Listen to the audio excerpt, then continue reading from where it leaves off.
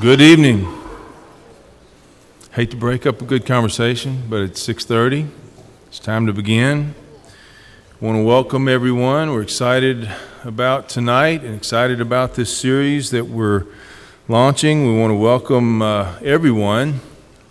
Seen several guests that are joining us. We're happy to have you here with us. Know that there are quite a few folks joining us online. We hope that there are many people in this community and around the world that are going to be with us tonight and every Wednesday night throughout this series. We are going to be seeking answers to some really important questions and some very interesting areas of study. And I think it's going to be a treat and a profitable study for everyone that is involved. But these questions are around Christianity and science. And right now the world has a very one-sided view of how science fits in our lives. And we know that Christianity and science go hand in hand because of our knowledge of what the Bible teaches and how it does work with the science that we know. And we're going to talk a lot about that. We're excited about this opportunity. We also want you to know that if there are additional questions, if anyone has additional questions at any time, you can reach out to us here at Southgate. You can reach out to Kyle. But we do want to talk to you, whether it's about the subject matter of our talk tonight or any of these in this series or any part of what you would need as a Christian in your pursuit of faith with God. I'm holding in my hands a book written by a man named Antony Flew. Antony Flew, several years ago, was recognized as the world's leading atheist. In fact, on the front cover of this book, you read the title, "There Is No God." Antony Flew wrote the singular paper that for the last 100 years, the last century, has been the most widely distributed atheistic paper in the entire world. Theology and Falsification. It's been reprinted, it's been studied, it's been written on more than any atheistic paper ever. Now, what's interesting about Dr. Flew is that in 1976, he came together with a man by the name of Thomas B. Warren in Denton, Texas, to have a 4-night debate on the existence of God. In the beginning of his book, he explains that that's the most people he ever spoke to in public in his entire life at one time. There were 5,000 people that came every single night to listen to the debate between Dr. Flew and Dr. Thomas B. Warren, who was a member of the Lord's Church. That was in 1976, the year that I was born. In 2009, I was invited to be involved in a debate on the campus of the University of South Carolina in Columbia, South Carolina. The venue held about 550 people. We had about 850 to 900. It was spillover room, and it was basically standing room only, and about 350 people had to go to a different room. Then in 2011, I had another debate with a man by the name of Bart Ehrman on the campus of the UNA University there, University of North Alabama in Florence, Alabama. He was from the University of North Carolina there in Chapel Hill. He is one of the most well-known speakers on subjects like there can't be a God because of the problem of suffering. He has written 5 New York Times bestsellers, and at that particular venue there at UNA, we had about 1,500 people. Now, why do I say that? For this reason. You know, if you have a gospel meeting in Columbia, Tennessee, and you put up on your sign, we're going to have a gospel meeting, we're going to be preaching the gospel of Jesus Christ, it's going to be something that can change your life. And you go around, you knock everybody's door. If you have a congregation of about 300 people like we have, how many people you think you'll have on a Sunday night if you tell them we're having a gospel meeting? Oh, you're looking at 200, 250, and that'll be a lot of our, what we would call sister congregations, coming in what we say supporting our gospel meeting. Why is it that if you say we're going to be debating the existence of God, you can get 1,500 people on the campus of a university in Florence, Alabama, but if you say we're going to be having a gospel meeting, you'll hope to get 250 or 3. Well, I think what we're seeing there is the fact that people are interested in whether or not Christians can stand up publicly and defend their belief in the existence of a supernatural spiritual creator against skeptics who say there is not one. And so the question comes to us tonight, can we do that? And is the idea of God even a scientific question? You see, what we're told lots of times is that the scientific method says that you have to be able to touch, see, taste, hear, or smell whatever it is you're saying exists. And that if you can't do an experiment on it with your 5 senses, then it's not science. Do you know nothing could be further from the truth? That's not how science historically has ever operated. You know, some of the most well-known scientists of the last generation or of the last 100 years were adamant, very vociferous, very, very outspoken creationists. In fact, they said, hey, we're thinking God's thoughts after Him. Sir Isaac Newton, we have an entire branch of physics called Newtonian physics. What you might be interested to find out is that he wrote more Bible commentary than he ever wrote scientific papers. He, with all of his heart, believed that God was a scientific idea. George Washington Carver, who one time invited all of his friends over to have a 7-course meal, and he served them chicken and dessert and everything else, and it was all made out of a sweet potato. And then he studied the peanut and was able to make over 300 different items from a peanut. And he said that God had given him a singular mission in life, and that was to learn everything there was about a peanut. And he still hadn't successfully done that after he made 300 different items from a peanut. The scientists of the last generation and of the last 100 years or so, they all understood that God is definitely a scientific idea. But what's happened here is the definition of science has changed in the last, say, 30 years.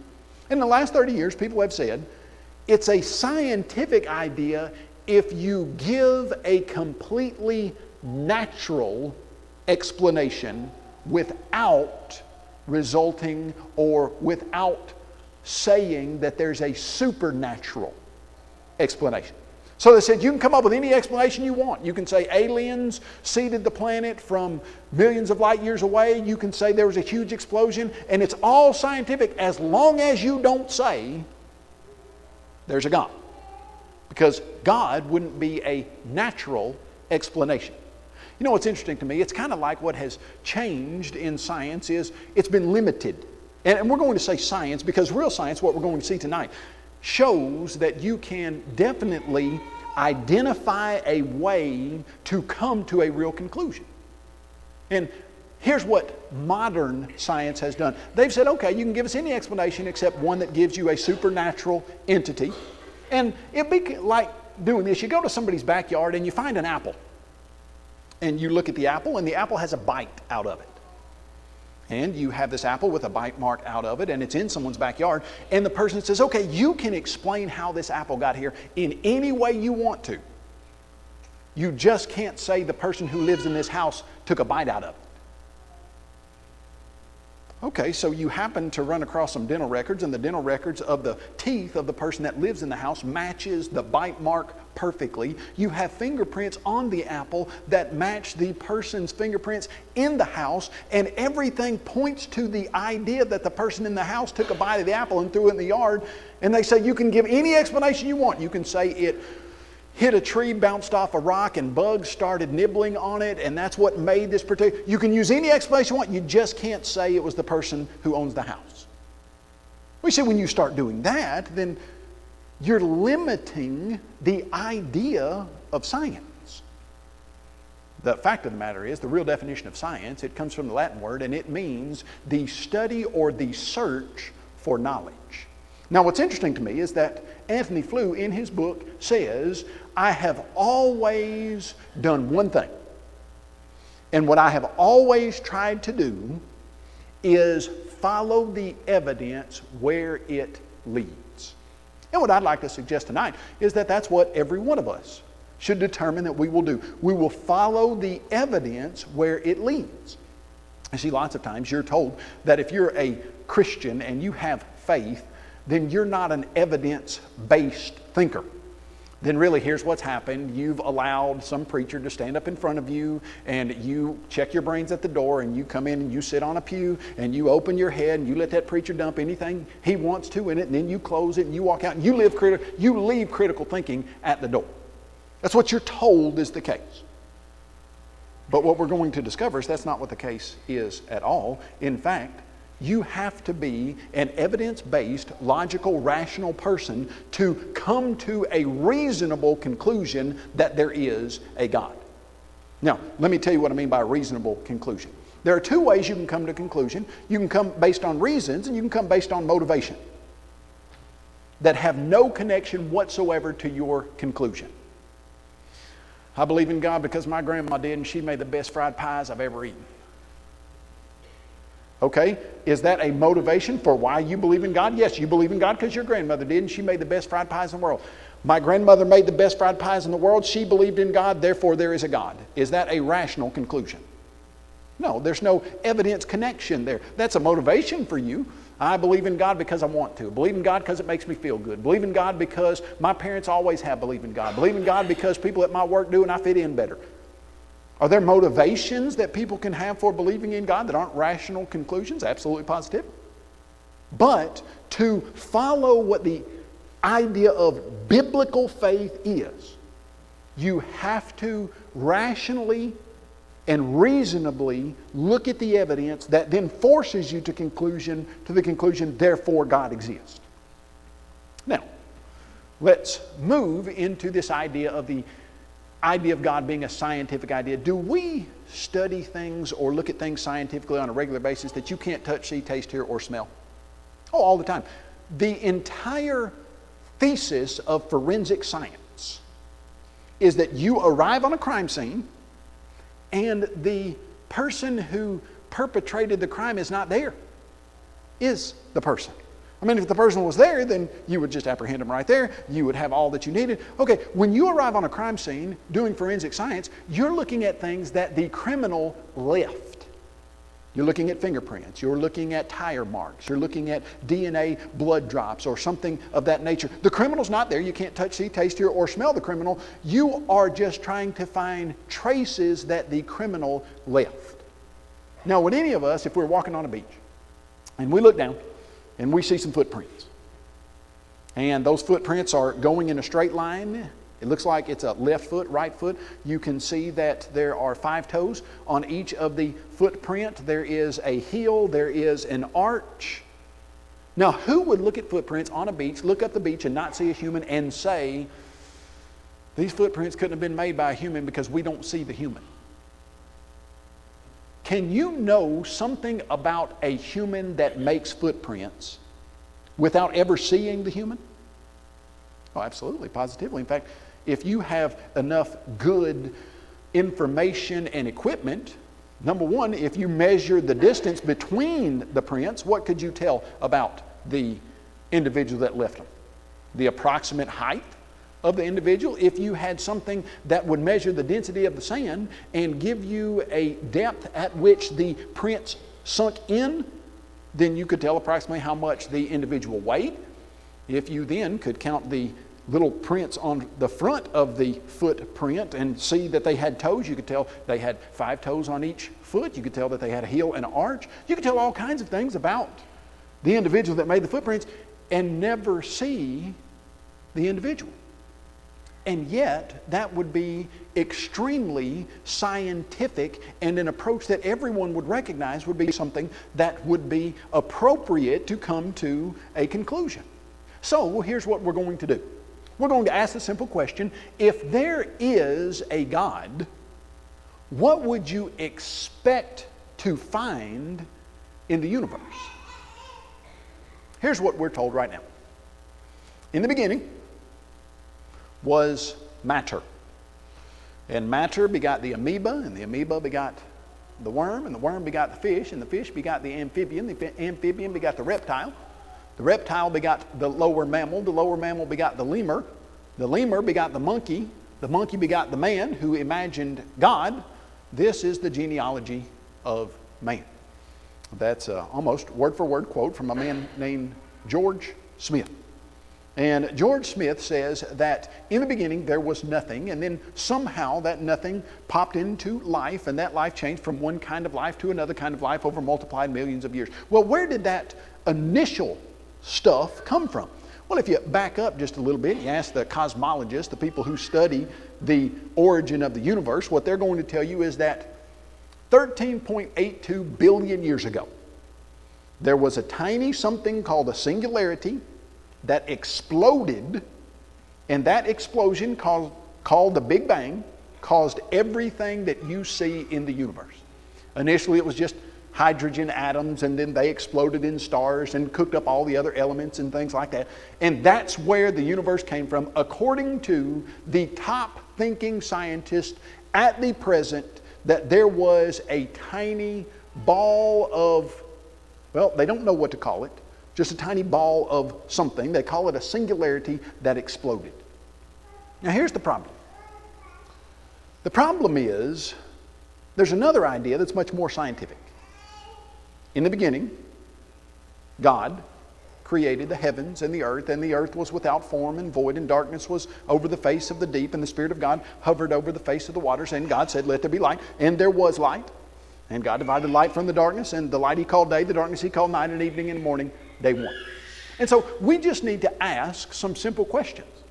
Are there some scientific laws that we would be able to look at to determine which of those two ideas is true? The idea that in the beginning there was nothing, and then that nothing popped into something, and that something exploded and brought the universe into existence. Or in the beginning was a supernatural, all-powerful, intelligent being. Now, here's what we're going to do. Just take the laws of science that we know and apply them to these two ideas. Now, there's one law of science. You guys know it very well. It's the most fundamental law of science that anybody ever works with. It's the law of cause and effect. Now, here's what the law of cause and effect says. Real simple. It says for every material effect you see in the world, there's a cause that came before it and is greater than it. Okay? So let's see how this would work. Let's say I have a book. All right, and I have this book, and I'm holding this book up, and all of a sudden I drop this book and I catch it, and then all of a sudden I decide I'm going to put this book on this podium right here, and I'm going to continue talking to you. And that book launches across the room as I'm talking at 100 miles an hour, smashes into the TV in the back, makes a crashing, horrible sound. You all whip your necks back there. You see the TV is smashed. You turn to me and you say, "Kyle, what caused that?" Simple question. It's a real good question. What if I were to say, "Nothing"? You know, sometimes books spontaneously shoot themselves across rooms at 100 miles an hour and smash into TVs, and that's just how things happen sometimes. Well, you don't believe that, do you? In fact, lots of times, like you say, you get a chuckle, that's funny. What if I said, no, seriously, I've got a PhD in this. Sometimes books really do shoot themselves across rooms at 100 miles an hour. I'm being serious here. Well, then you might still kind of smile a little bit. But what if I then said, "No, you're not taking me serious. You're still smiling. What I'm trying to tell you is that sometimes books do this." You see, at that point, you'd start thinking, "Oh, hold on just a second.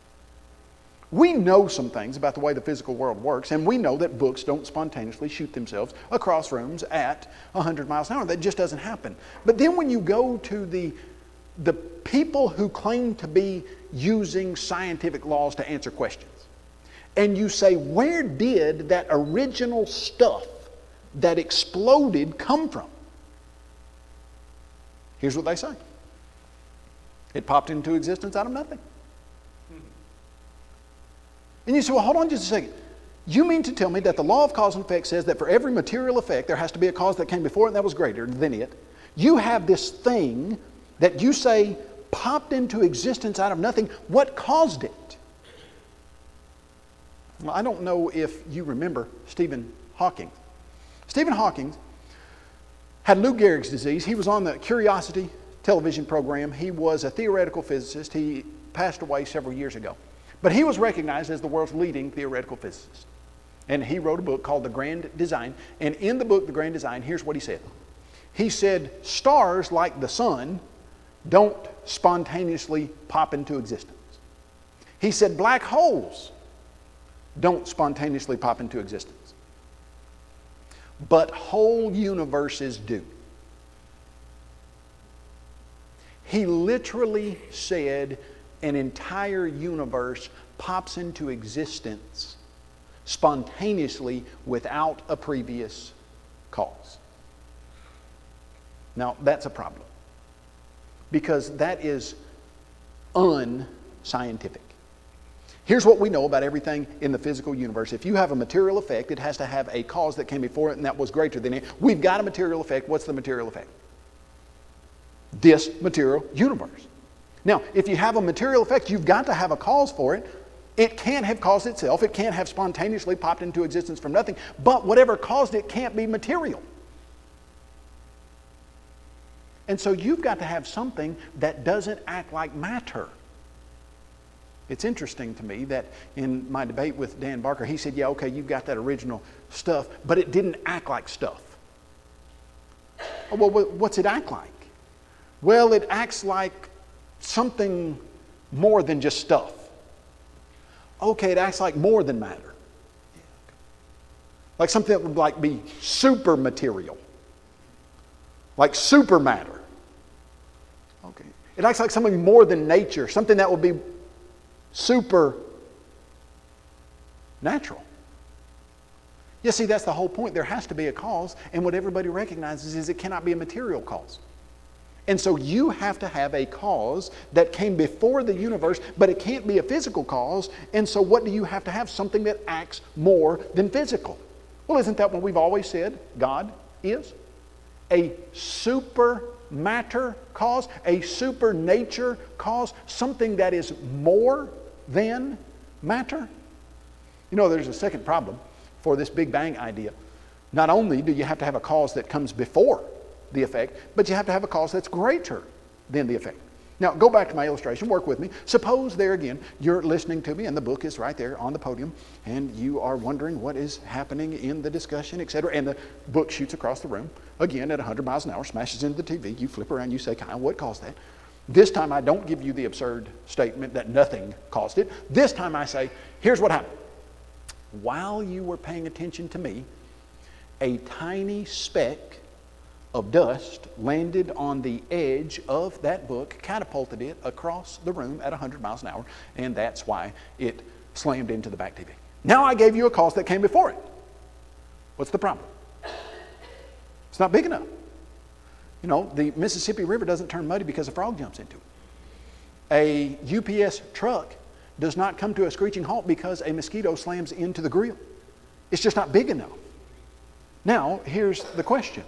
How big was that original stuff that supposedly popped into existence from nothing, although we know stuff can't do that? Well, they say it was 10 to the negative 26 centimeters across. It would have been smaller than a period at the end of a sentence on a standard page in a book.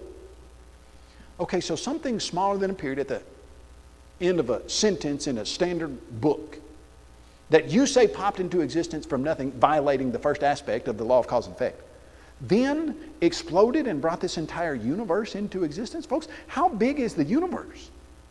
Now, we could spend several weeks on that particular subject. We won't. I'll just give you this idea. The fastest thing that we know that travels in the world, fastest thing in the world, is light. Light travels at a speed of right at 186,302 miles per second. Okay, so every one Mississippi, light travels 186,000 miles, basically.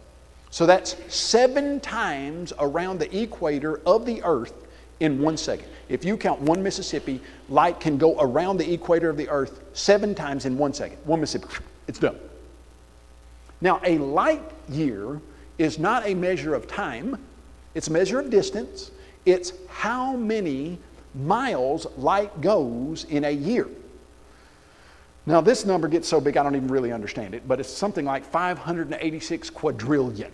Now, I don't even know how many zeros are on the end of that, but that's how many miles light goes in a year.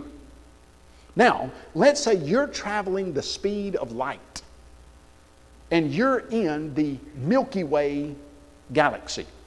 Now, of course, the Milky Way galaxy is the most fun galaxy that is out there because it's named after a candy bar, and we have no other galaxies named after a candy bar. Most of them are named boring stuff like Galaxy X307, stuff like that, but we've got the Milky Way. All right, now, Milky Way, middle-sized galaxy.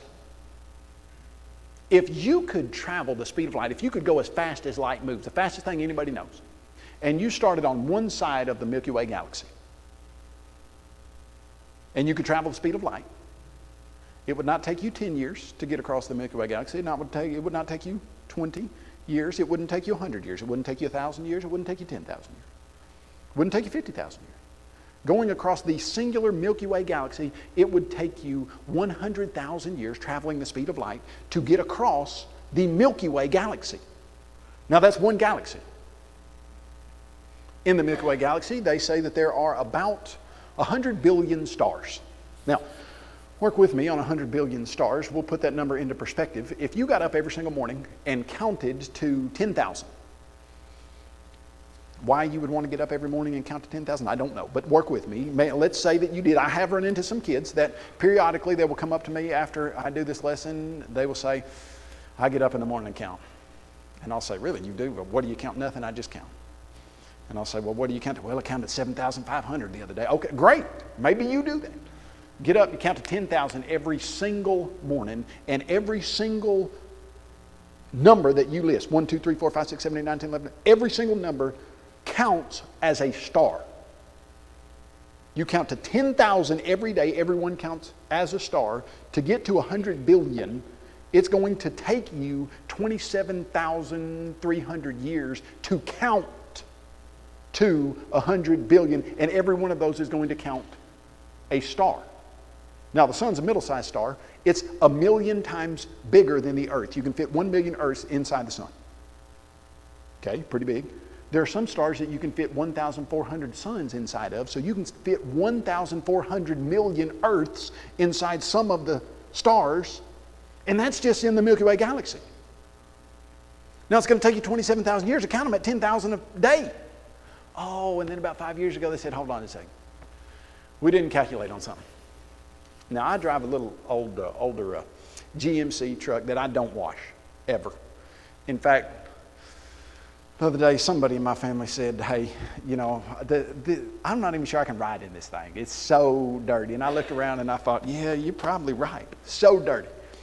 Well, I couldn't even really see my speedometer and odometer and stuff. I couldn't really even see it. I don't know if you guys know it, farm truck type where it just is caked over. You know, I took that thing to the wash the other day, washed it, actually took a rag and cleaned, and I could actually see the lights coming out of that, and I could see how many miles were actually on the truck and how fast I was going. Oh, you know what they said? We've been looking out into the Milky Way galaxy, and we didn't calculate for space dust.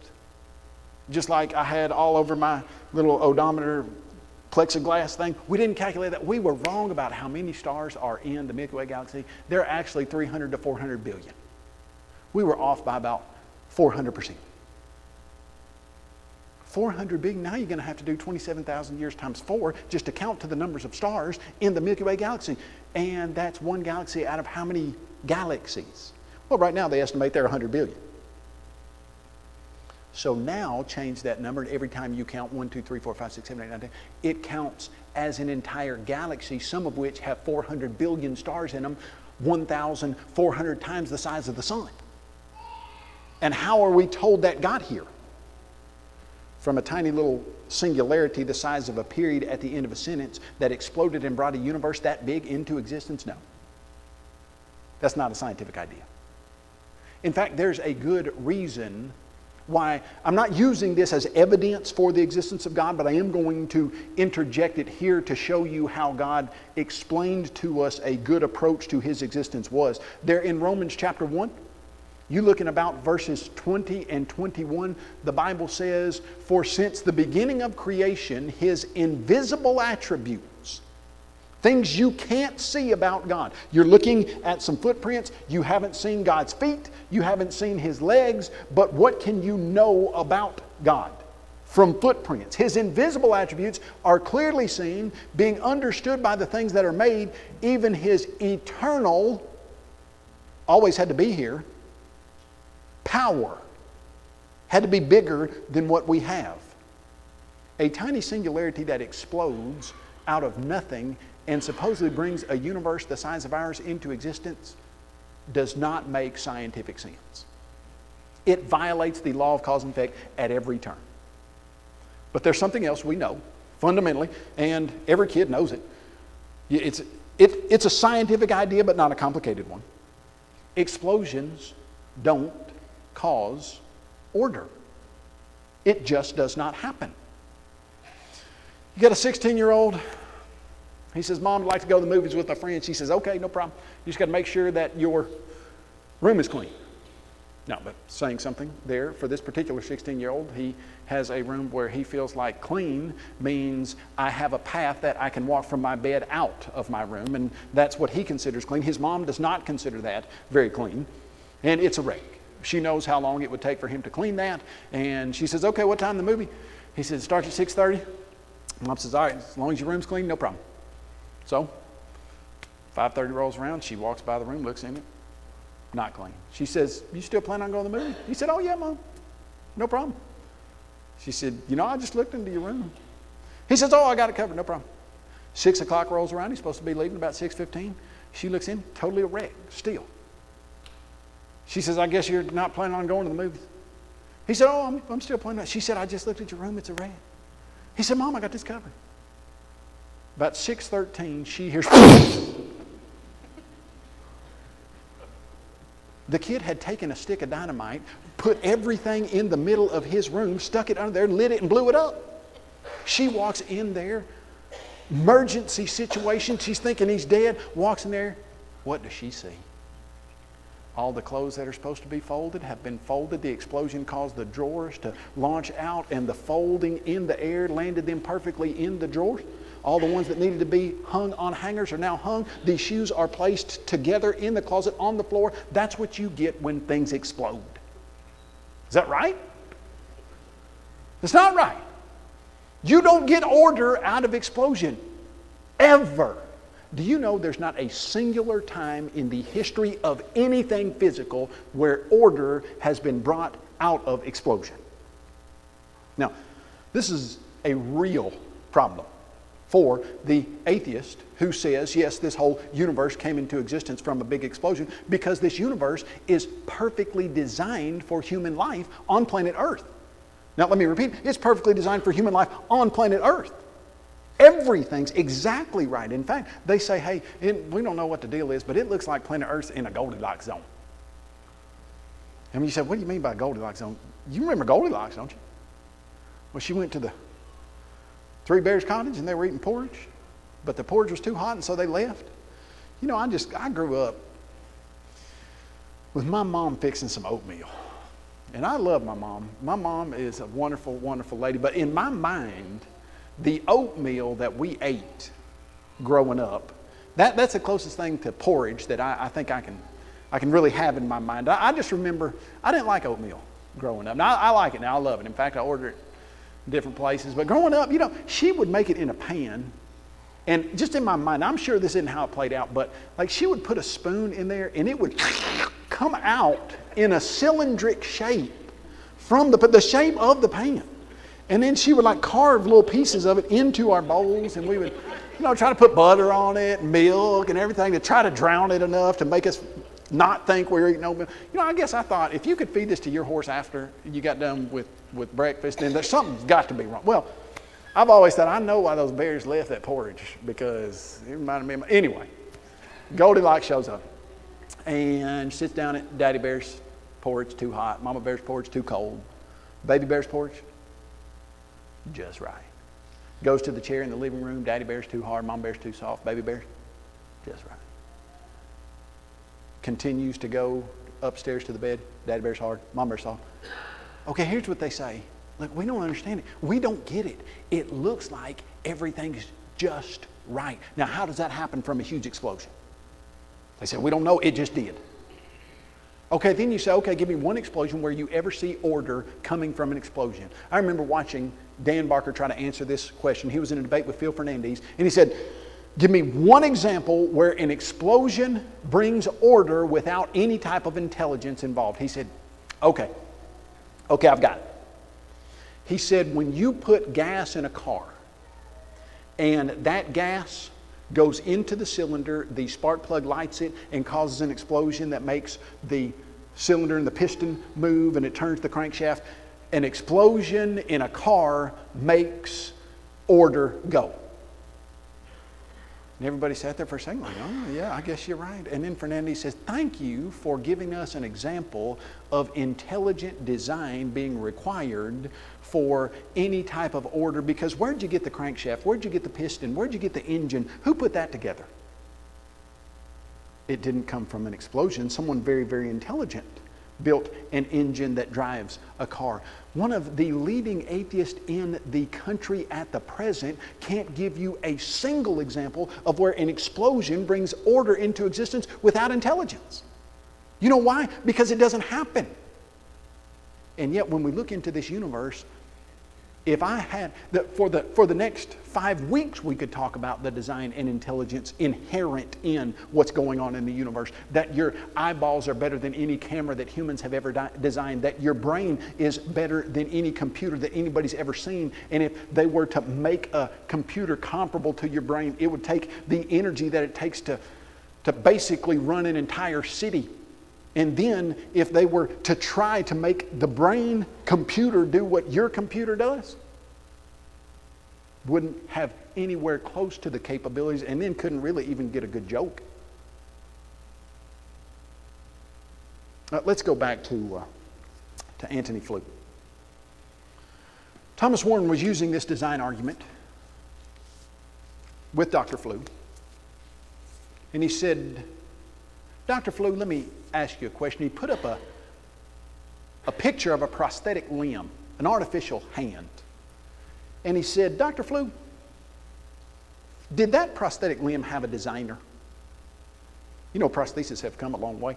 I have some research that we've done at Apologetics Press where there was a $4 million, 10-pound metal alloy arm that was attached to a 26-year-old Marine. It was the cutting edge in artificial limbs, prosthesis. Said they literally could attach wires in it to nerves in her shoulder and get her to move the fingers on the prosthesis from the nerves in her shoulder. They said at first she would move her pinky and her thumb would move because it was not wired correctly. They didn't know which nerves went to which finger, but after she figured it out, said this was something we'd never seen in prosthesis. Said she could take a jar of spaghetti with one hand and with the other hand take a spoon and scrape out the spaghetti sauce, and nobody ever seen anything like it. Said she could fold a pair of pants and not use a hard surface. Said it was the cutting edge of artificial limbs. But the guy in charge, Dr. Kukin, said, but it's still very clumsy. Compared to what? Oh, compared to your left hand. And that's saying something if you're right-handed like me. It's still very clumsy compared to your regular old human hand. You know, you cut the wire on a prosthetic limb, what happens 6 weeks from now? Still cut. You cut a vein in your finger, what happens in 2 seconds? There is a 27 chemical cascade that begins to clot your blood only and exactly at the place where you cut it. You take a hammer and you smash one of those metal alloy fingers. What happens 6 weeks from now? It stays smashed. You take a hammer, you accidentally smash one of your fingers, what happens? Your body starts deciding which pieces of bone are usable, which pieces are not. It has an enzyme that starts dissolving the bone that's not usable anymore and putting together the bone that is usable. And does that scare you that you have the capability in your body to dissolve your bones? What happens if that goes awry? You got some Harry Potter boneless stuff going on if you've seen the movie where it's on. But somehow it's perfectly calibrated so it only dissolves the bone pieces that are supposed to be dissolved and not anything else. So Dr. Warren said, Dr. Flew, does this prosthetic limb, does it have a designer? Dr. Flew said, yes. Put up a picture of a human hand. And he said, does this one have a designer? Now, you know, Dr. Flew has to say the prosthetic limb has a designer because everybody knows it does. Because it exhibits intelligence that could not come about from accidental chance processes over multiplied millions of years. It just couldn't happen. You can see the marks of intelligence on a prosthetic limb. You put a human hand up that beats the prosthesis in every single pertinent category. If Dr. Flew is going to stay an atheist, what's he have to answer? If he's going to be honest, what's he need to answer? Dr. Flew, did this human hand have a designer? Dr. Flew said no. Dr. Warren said, how'd it get there? Dr. Flew said, it just grew there. That's what he said in 1976. Now here's what I like to think, in my mind, that for the next literally 40 years, Dr. Flew would be getting up in the morning and he would look at himself in the mirror and he would take that tube of toothpaste and he would apply just exactly the right pressure to get out just enough toothpaste on his toothbrush, but not too much because he could control his hand exactly how he wanted. And then he would take that toothbrush and he would start brushing his teeth, and he wouldn't bear down too hard enough to make his gums bleed, just enough to brush his teeth. And I like to think that in his mind, his answer just kept coming back. How'd that hand get there? It just grew. How'd that hand get there? It just grew. How'd that hand get there? It just grew. Imagine that for 40 years. That's nerve-wracking after 3 times right here, isn't it? Let me read you the real title of this book. I mean, it does say there is no God. But the real title, it has the no marked out. And the real title is, There is a God. How the world's most notorious atheist changed his mind. So, he says, after 40 years of using one MO, following the evidence where it leads me, when I started looking at DNA and the design inherent in the code of life, he said there was no possible way that by chance processes over millions of years without intelligence that could come about. Doesn't matter how much time you got, doesn't matter how many processes you have, without intelligence, it's impossible. So here was his conclusion at the end of his life when he was almost 80 years old, the man who wrote the singular atheistic philosophical paper that's been written on and talked about more than any philosophical paper in the last 100 years. Here's what he says. I have followed the argument where it has led me, and it has led me to accept the existence of a self-existent, immutable, immaterial, omnipotent, and omniscient being. Oh, hey, I followed the evidence where it led me, and it led me to, in the beginning, God created the heavens and the earth. You know, that's the real science behind it. Now, let's take a step beyond that statement and that reality, and let's think of the plight of Dr. Flew. He comes to the existence of God after following the argument and the evidence where it leads him. And they ask him, so which one is it? Which God? He says, well, I think the God of the Bible and the Christian system and the resurrection probably have the most evidence for there being the case, but I'm an old man and I'm going to leave the discussion of that to someone else. And he dies having believed in God and recognizing that the Christian system could have some real validity, but he never takes the next step. You remember what James said in James chapter 2? You believe in God, you do well. Even the demons believe. and they tremble. You know, it's one thing to get a person to the existence of God, and in our culture of unbelief, we feel like that's an accomplishment. But do you know that historically, from the dawn of human history, the bulk of mankind has always recognized the fact that there is a higher power? The fool has said in his heart, there is no God. We're living in a time where that mirage of parades like it's some type of scientific, smart, brilliant idea, but it's not at all. It never has been. But you get somebody to the belief in God, which is where you got to get them. But ultimately, where are we trying to get them? To a saving faith in Jesus Christ. And let me tell you what was exciting to me not long ago. Like I said, I work at Apologetics Press half of the last 22 years or so. I've got a little book titled, How Do You Know God Is Real? It's written on a 3rd through 6th grade level. I received an email from a person that said, hey, let me tell you what was going on with this particular book. We were talking to 2 ladies who were from China. And these ladies from China grew up as non-committed atheists.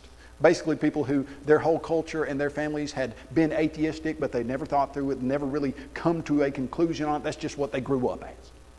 But this one particular lady was wanting to become a Christian. The other was just having real struggles with this idea of the existence of God. They gave her this little book that we put out at Apologetics Press, How Do You Know God Is Real? It's on a 4th grade level, 5th grade level. Basic design arguments, like we just discussed.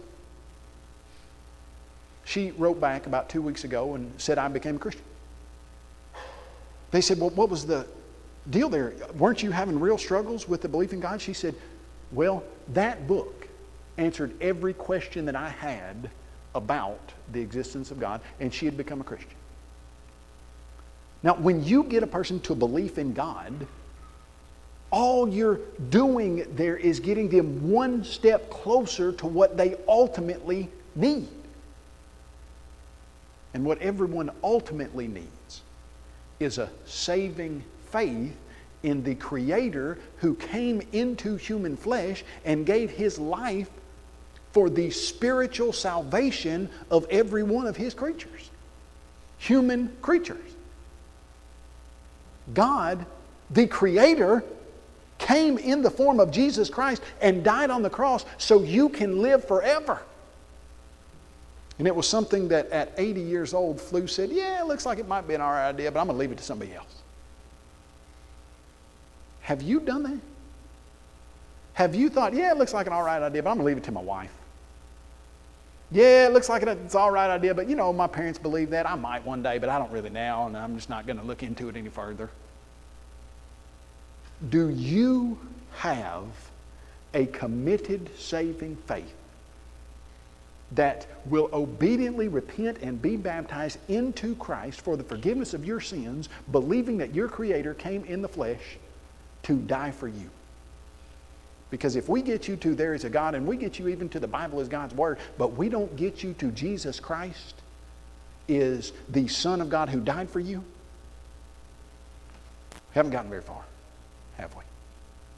Do you need to respond to your Creator by obediently repenting of your sins and being buried in water baptism for the forgiveness of those sins tonight? If you need to come to the invitation of the immutable, omniscient, all-powerful, supernatural, immaterial Creator of this universe, what is stopping you as we stand and as we sing?